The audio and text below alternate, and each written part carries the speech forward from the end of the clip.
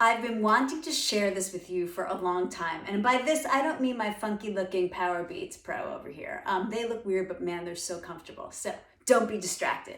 What I do want to talk to you is about any time that you have hand over hand at the back of your head, I encourage you, I should say, or could you do palm over palm? Not any fingers. So if you had no fingers, you could still do this. Your fingers are not involved. We all were taught fingers to the edge of your wrist, and so it's fingers over palm. I would like palm over palm so you have a very strong base of support, and place them at the center back of your head, not where your head and neck meet. And you say, why, Shari? Why? Well, I'll tell you why. I want a super strong base of support, palm over palm. You won't be mangled by fingers into palm, that you could press strongly into each other at the center back of your head, so you could press your head and hands into each other and encourage the engagement of your spinal extensors, all of them, including and especially your neck and your upper back.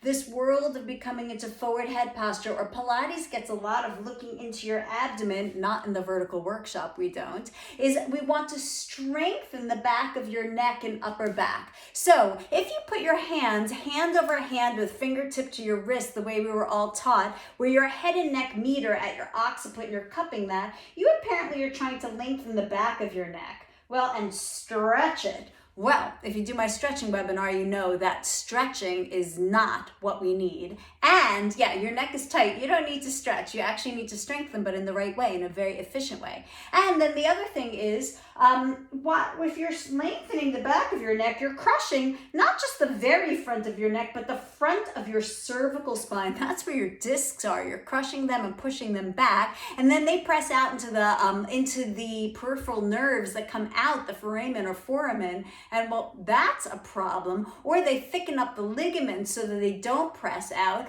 Or, C1, C2, when you're flexing the rest of your neck, C1, C2 actually, or rather C1 extends. And that's also not good. Okay, you could do my neck workshop on that one. So palm over palm, no fingers involved, at the center back of your head, even when you're in light flexion. What do I mean? So here we're in the abdominal series, double straight leg stretch, and I'm going to go palm over palm at the center back of my head. I lift my head and chest up, and instead of looking into my abdomen, I look just above my knees, and with light flexion of my neck, I'm pressing my head back into my hands. As I lower and lift my legs, I'm reaching my head into my hands, but I'm still in light flexion of my neck. I'm reaching my whole spine in 3 dimensions.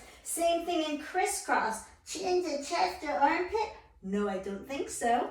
Reach your head lightly back into your hand. That means you have to lift your upper back, and now you're working what it is you think you want to work for all of those things. It's not curl your head and chest up. It's not look into your low abdominals. It's lift your head and chest up, lightly flex your neck, lift your upper back, and then we can reach your head back into your hands. Here's another great exercise for that, the neck pull. So reach your head back into your hands, not jam your head forward. Palm over palm at the center back of your head. Reach your head back into your hands with light flexion. Keep reaching your head back into palm over palm at the center back of your head.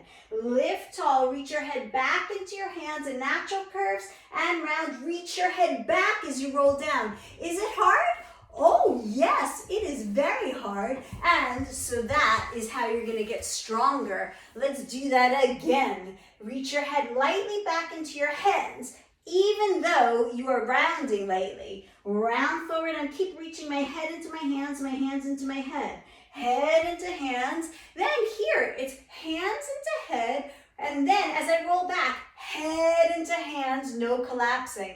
Lightly round but fully engaged into your back muscles, which include your neck. You will never, ever see your low abdominals again, except when you look into the mirror.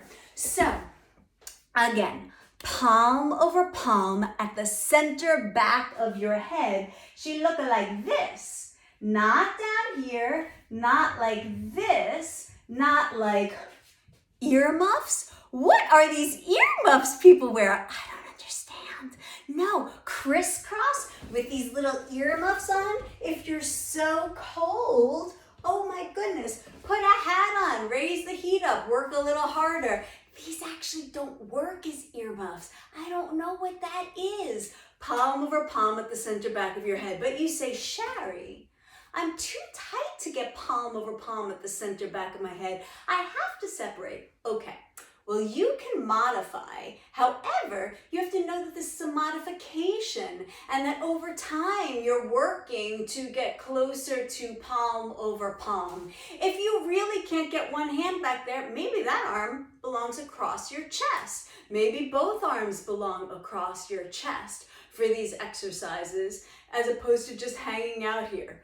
Why are your hands behind the back of your head? Yes, to challenge you and for you to reach your head back into your hands to strengthen your neck and upper back, even while you're in light flexion of your neck. So I encourage you, palm over palm at the center back of your head.